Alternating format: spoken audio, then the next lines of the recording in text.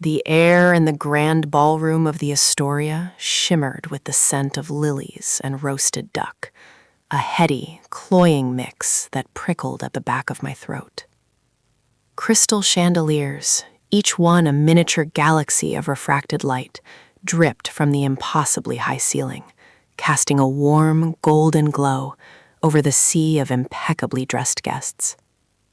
Their chatter, a low, constant hum, punctuated by the clinking of champagne flutes and the occasional burst of forced laughter, felt like a physical weight pressing in on me.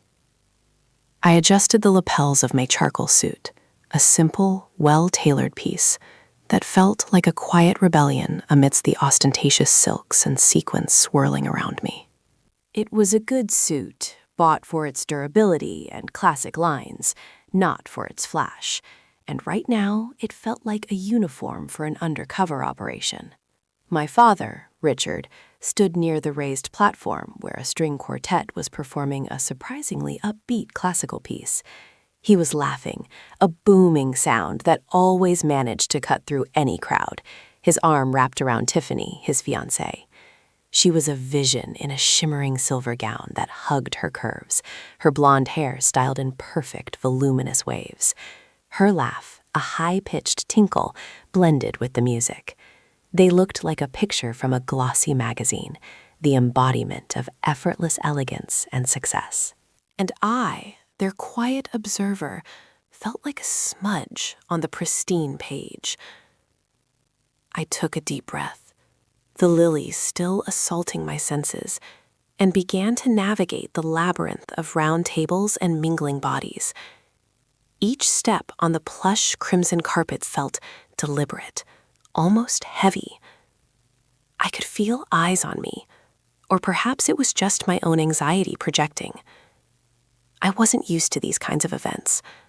My world, for the past few years, had been one of early mornings, late nights, the hum of servers, the frantic energy of development teams, and the quiet satisfaction of spreadsheets balancing.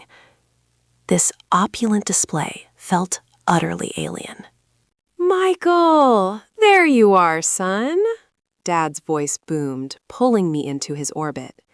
He detached himself from Tiffany, his eyes crinkling at the corners as he smiled, a genuine warmth that always managed to momentarily melt my guarded exterior.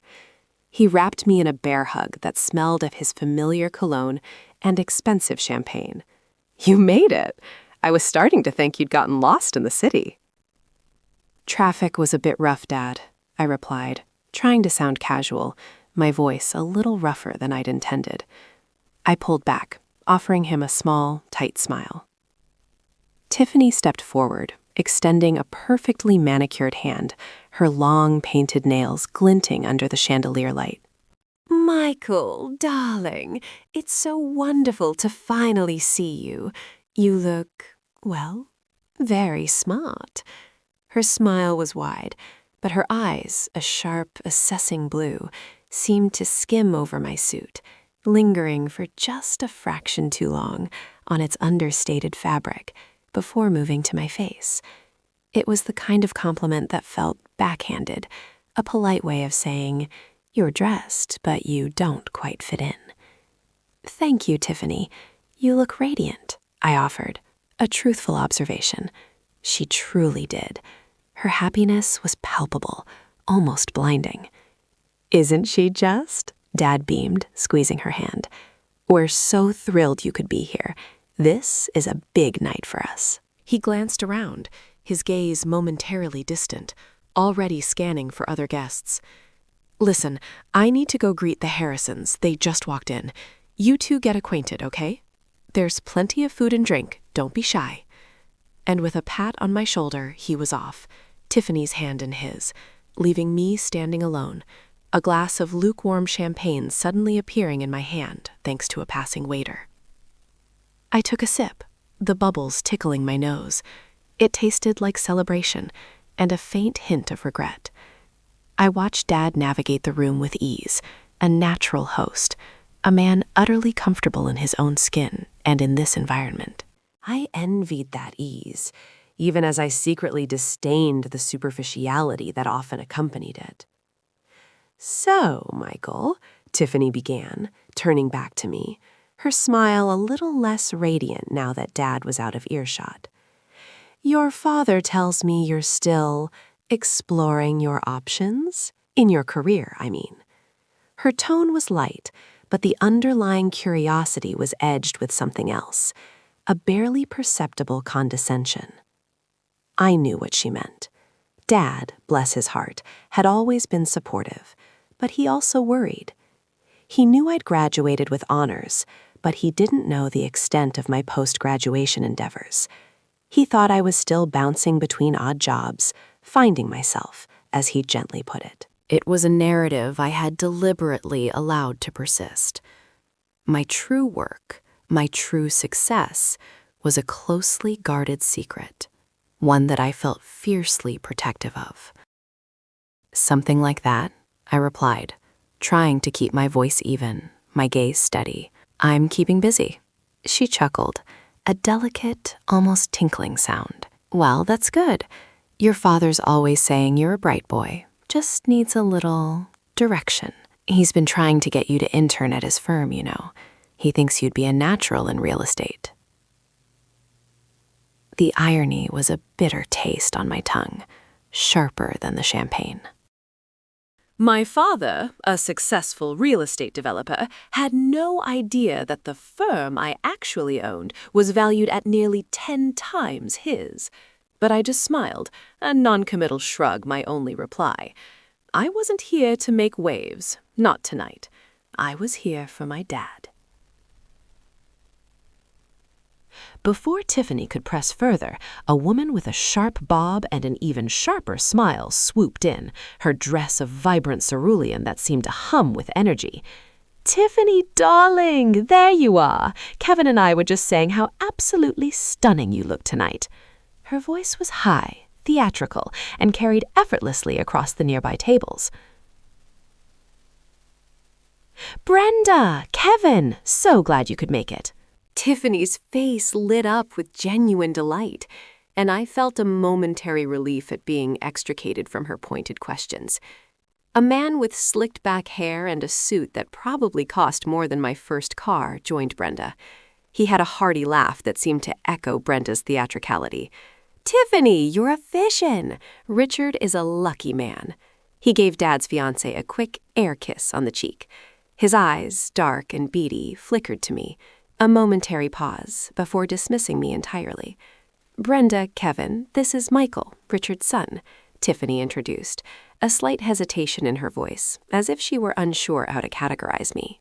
Brenda's sharp gaze landed on me, scanning me from head to toe, a flicker of something unreadable in her eyes. "Oh, Richard's son. We've heard so much about you.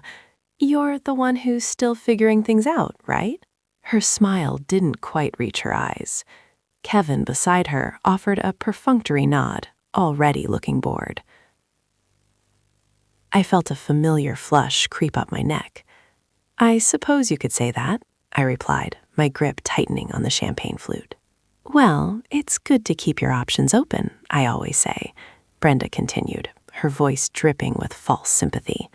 "Not everyone is cut out for the corporate grind, right, Kevin?" She nudged him with her elbow. Kevin finally seemed to register my presence. He offered a dismissive wave of his hand. Indeed, some people prefer the artistic path, or simply prefer to take their time. Nothing wrong with that, I suppose. The implication hung heavy in the air. Nothing wrong with being a slacker. "Brenda and Kevin are both with Phoenix Innovations," Tiffany interjected, perhaps sensing the shift in the atmosphere. "They're absolute powerhouses there. Brenda runs the entire marketing division, and Kevin is spearheading their new AI development. They're doing incredible things." Her pride in her friends was evident, and it only served to underscore the stark contrast she was drawing with me. My heart gave a strange, almost imperceptible lurch. Phoenix Innovations. The name resonated deep within me, a familiar, almost sacred echo. I felt a cold knot form in my stomach, a mixture of recognition and a sudden, sharp, almost predatory amusement. These were my people. Unbeknownst to them, of course. Phoenix Innovations, I repeated, my voice deliberately neutral, perhaps a little too quiet. That's an impressive company. Brenda preened, adjusting her bob.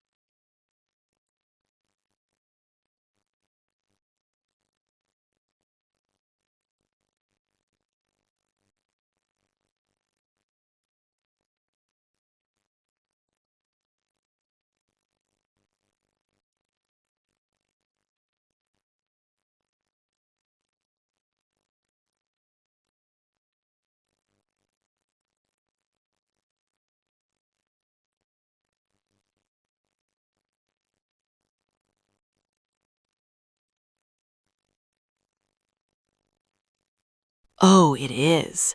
Absolutely cutting edge. We've just landed a massive deal, actually. Our new AI platform is going to revolutionize logistics.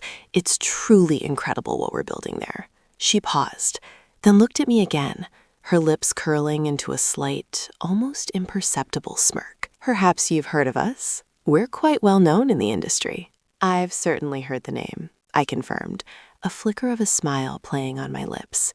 It was a struggle to keep my expression bland, to hide the storm of emotions brewing beneath the surface. My hands were clammy, a nervous energy thrumming through me. Kevin chuckled, a short, sharp sound. Heard the name, eh? Well, good for you, Michael. Maybe one day you'll find your footing, too.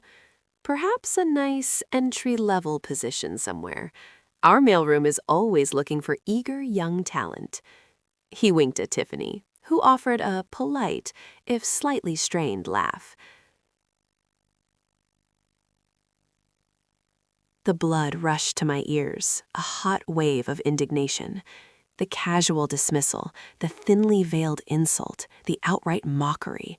It was a familiar song, one I'd heard countless times in different iterations. But hearing it from people who, in essence, worked for me, whose paychecks I signed, whose careers I could make or break with a single decision, felt particularly galling. My internal monologue screamed for me to shut them down, to reveal the truth, to watch their smug faces crumble. But I held back, an instinct born of years of quiet observation and strategic planning. The moment wasn't right. Not yet. That's a thought, I managed, my voice a fraction tighter than before. I took another sip of champagne, the bubbles now tasting like pure acid. Brenda, clearly enjoying the dynamic, leaned in conspiratorially towards Tiffany, but loud enough for me to hear. Honestly, Tiffany, it's sweet that Richard worries about him, but some people just aren't built for ambition. It's a dog-eat-dog world out there, you know. Phoenix Innovations isn't for the faint of heart. She glanced at me again, a triumphant glint in her eyes. You have to be sharp, driven, and willing to put in the hours. Our CEO, for instance, is an absolute genius. Built the company from the ground up after the previous owners almost ran it into the ground. A real visionary. You wouldn't believe the sacrifices he's made. She paused, as if expecting me to be impressed, or perhaps intimidated. And for a moment, a profound weariness settled over me. The irony was so thick I could almost chew on it. I had indeed built Phoenix Innovations from the ground up, out of the ashes of a failing tech startup. The sacrifices? Countless. The sleepless nights, the relentless grind, the solitary burden of decision-making, they were all mine. And here were my employees, unknowingly mocking the very person who had given them their impressive careers and their lavish lifestyle. Kevin chimed in, oblivious. Yeah, our CEO is a ghost, really. Keeps a low profile, never shows his face at these big corporate events. Probably too busy running the world from his secret lair, eh? He chuckled, and Brenda joined in, their laughter echoing in the opulent ballroom, a symphony of their own self-importance. I felt a tremor run through me, a primal urge to unleash the truth. My jaw tightened, a muscle in my cheek twitching almost imperceptibly. My eyes, which I usually kept carefully neutral, probably held a glint of something dangerous. I could feel the heat radiating off my face, but I kept my posture relaxed, my hands clasped loosely around the champagne flute. I looked from Brenda's condescending smile to Kevin's dismissive gaze, then to Tiffany, whose expression was a mix of polite discomfort and a hint of agreement with her friends. It sounds like he's certainly effective, I said, my voice low, almost a whisper, but with an underlying edge that I hoped they might pick up on. but they were too engrossed in their own self-congratulatory bubble to notice. "Effective? He's a legend," Brenda exclaimed, throwing her head back in a peal of laughter. I mean, can you imagine? Coming from nothing, taking over a bankrupt company and turning it into a multi-billion-dollar enterprise in just a few years? It takes a certain kind of person, someone with real grit, real vision. Not everyone has that, of course. Her gaze flickered back to me, lingering pointedly on my simple suit, my quiet demeanor. The mockery was no longer subtle. It was blatant, a thinly veiled assault on my character, my perceived lack of ambition, my very presence in this glittering world. My father, still across the room, was oblivious, engrossed in conversation, his booming laugh periodically reaching us. Tiffany, sensing the growing tension, started to look genuinely uncomfortable. My mind raced. How long could I keep this up? How much more could I take? The desire to wipe the smug expressions off their faces was almost overwhelming, a burning need that clawed at my throat. I looked at Brenda, then at Kevin, their faces alight with a self-satisfied glow, completely unaware of the precarious ground they stood on.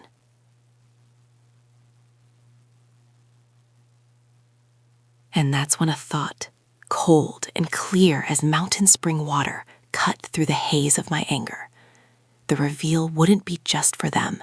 It would be for my dad, for Tiffany, for everyone who had ever judged me, dismissed me, underestimated me. It would be a symphony of vindication.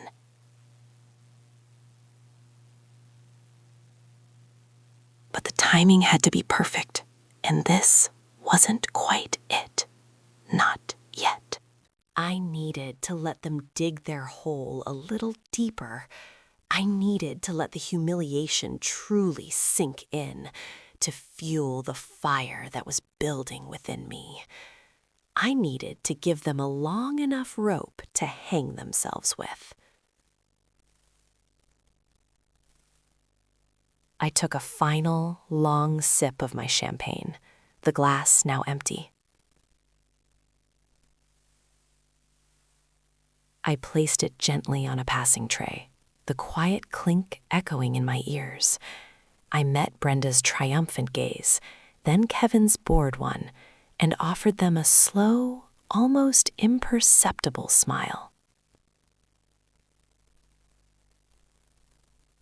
It wasn't a friendly smile.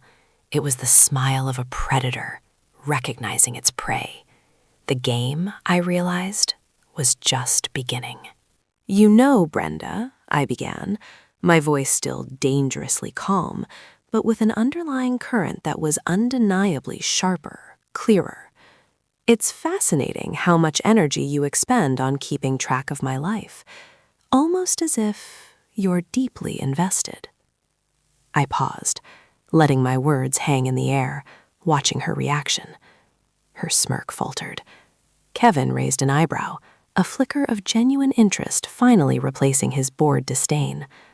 "So, let me clarify for you both," I stated, my voice ringing with a newfound authority, an undeniable power. "When you spoke of the host of this evening's grand affair, of the visionary who brought together so many illustrious figures, of the mind behind Ethereum Innovations," I let the name hang in the air, a name that had been whispered in awe throughout the room all evening. Brenda's eyes widened, a dawning horror twisting her features. Kevin's jaw dropped, his face paling to an ashen gray. "You were, in fact," I finished, allowing a triumphant, utterly devastating smile to spread across my face, "talking about me." The absolute silence stretched, thick and suffocating between us. Brenda's mouth opened and closed soundlessly, her face a mask of disbelief and rapidly dawning shame. Kevin, who always had a smirk ready, looked utterly deflated, his eyes darting frantically around the room as if searching for an escape route that didn't exist. My gaze, however, settled on my father. The bewilderment on his face slowly melted into something softer, a deep, resonant pride that touched his eyes first, then spread across his tired features. He didn't say anything, but his slight nod, the almost imperceptible tremor of his lips, spoke volumes. A profound sense of peace washed over me, a tranquility that had eluded me for so long. It wasn't just about proving them wrong. It was about finally, truly, stepping into my own. The game wasn't just over. It had been won, decisively and gloriously. And I, the quiet architect, was finally ready to build the future I had always envisioned.